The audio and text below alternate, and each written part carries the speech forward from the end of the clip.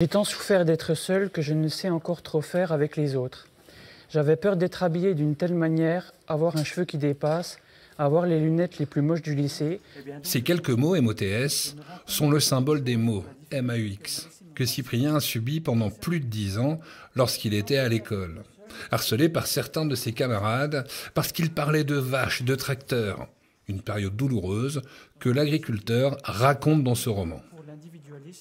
Oui, j'ai pas eu d'enfance. J'étais un enfant qui était toujours assis sur les bancs à regarder les autres jouer. C'est que je voyais toujours les autres faire et moi jamais.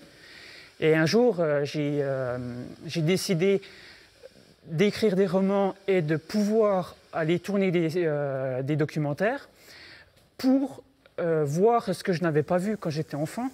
Au milieu de ces Montbéliardes, Cyprien, coiffé de son béret, est heureux de cette belle revanche prise sur ces années compliquées.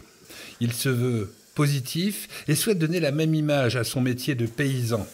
Alors, il se lance dans une aventure humaine, participer au concours de Mister France agricole, 400 candidats au départ et 20 finalistes à l'arrivée, dont Cyprien.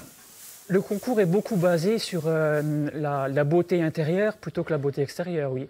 Alors l'image qu'on renvoie est autant intérieure qu'extérieure, mais c'est justement les valeurs que la personne va montrer et présenter.